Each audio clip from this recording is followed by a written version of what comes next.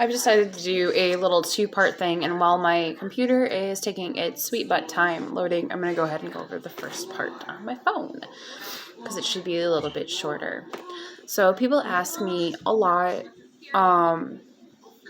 what exactly happened with my oldest son, Lundy, getting diagnosed with autism. And I really want to go over a little bit about, from start to finish, what happened. So, other people may be able to share my experiences or maybe have completely different, because every child who has autism is at a different point on the spectrum. No one person is in exactly the same spot. Hi, Rachel. Okay, you need to go. Mommy's doing a video. Go watch your movie.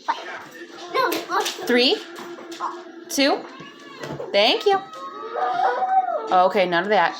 So, when Lundy was 6 months old, I noticed he was slightly delayed and was showing tendencies towards OCD, which is obsessive compulsive disorder. He would, instead of playing and moving things around, he would line them up in a row. And there would be so many in a row, and it would be pretty evenly spaced for a 6-month-old. And so that was my first sign that something was different about him. We also noticed from the day he was born, if it was super quiet, he could not sleep. It didn't matter what we did, how we did it. We literally were so overexhausted the first few months because nothing worked. It wasn't until he was about 3.5 months old that we found out that if we left him to sleep in the baby swing, he would actually sleep. And that was super intensive because 3.5 months with no sleep. I'm warning you. 3, 2, thank you. So those were early signs that we noticed with him, is that even as a baby, he would line up his toes and then line up his toys. And then the other thing was that he was already showing sensory needs. Now, sensory needs, I'm pretty terrible at explaining those, but there's something called sensory processing disorder, which every child of autism will have some form of. Sensory processing disorder is your body needs something and it has to be met, or you can't focus and you can't pay attention and you can't tune into the world. For some people, it's vestibular, which is in your inner ear. You need motion in the fluid in your inner ear. So this can be swinging, rocking. It could be any form of that kind of movement where you're shaking your body so that your head moves. And that moves the fluid in your ear, causing that sensory need. There's overprocessing, which means that certain lights, sounds will overstimulate you and cause a meltdown. And then there's underprocessing, where you don't get enough of that to help you focus. There are many, many other forms. There's deep pressure, which is a lot of weighted blankets, putting pressure on you to help you be able to focus. There's so many forms. I can't really go into all of them, but that's just a brief summary of potential sensory processing issues. So he showed those very, very early. So at around 9 months, I created an intense schedule for him, and we stayed on track with that from 9 months until 18 months, when we had family intercede and say that it wasn't normal for him to be on such a schedule. Now, to date, up to 18 months, Lundy actually was meeting all his fine, gross motor, so all the skills. He was meeting all of them. At 18 months, when we stopped doing it, within 2 months, he was no longer meeting the grooves. He actually showed increased signs of regression. Regression is going back on skill, not being able to complete skills that you once were able to complete. Of course, this also coincided when I was pregnant with my second child. And so that definitely, expecting another baby can cause regression as well. But the fact that this was a permanent regression and not a just temporary step back for attention to, go right back to where you were, this was a permanent regression. He lost so many skills. He lost his vocabulary. He lost a lot of things that he was able to do prior to this moment in time. And honestly, I think it was no longer following the schedule, because when we were doing that, he was consistently growing, even with me being pregnant and expecting another baby.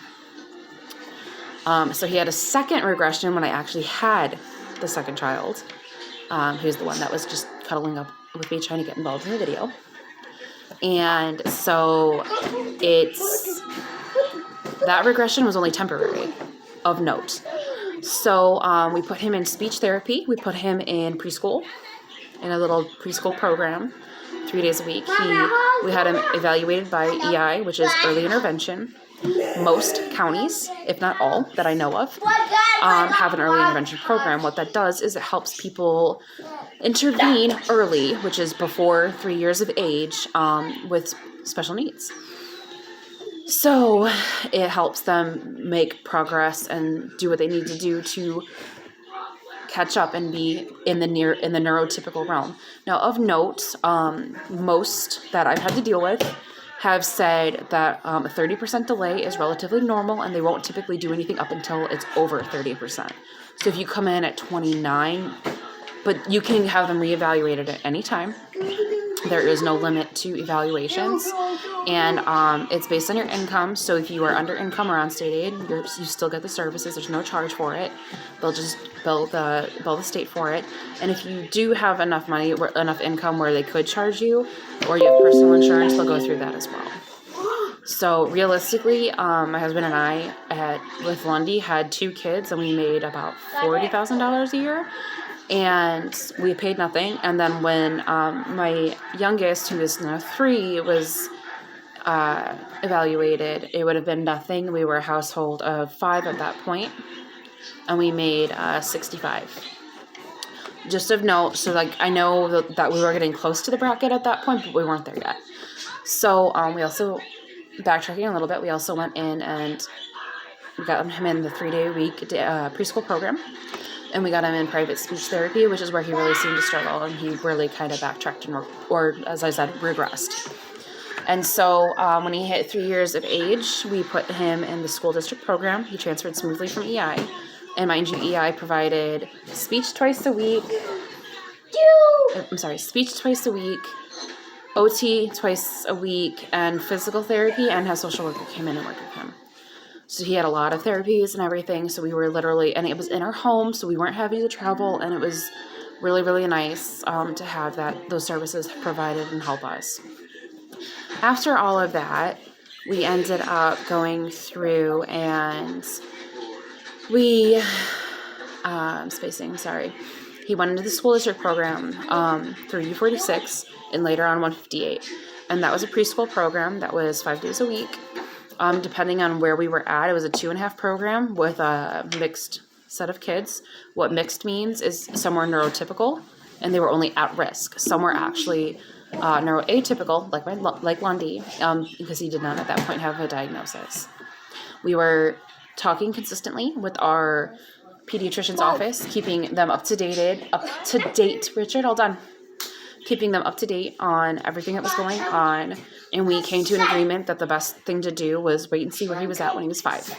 At 5 years old, we could then go through and diagnose him with the most accuracy. So he went through the programs. When he was in U46, he had a mixed class, and when he was in District 158, he had I'm spacing in the words, I'm sorry. He had a closed off class, and it was just special needs kids in his class, and they were all working on getting caught up and situated to where they needed to be.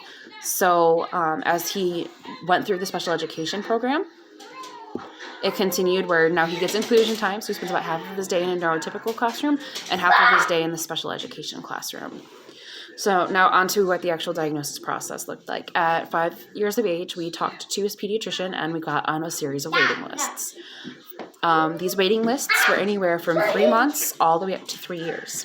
It really depends on the kind of services you're looking to get and what you're looking to get as a solution or a problem or whatever. It depends on what you personally feel comfortable with, where you go. So we got we were able to get in about 6 months later, which was April of 2018, I believe, or maybe 2019. I'm not sure. I'd have to double check my records. So after 6 months of waiting, and it was a 3-day evaluation period.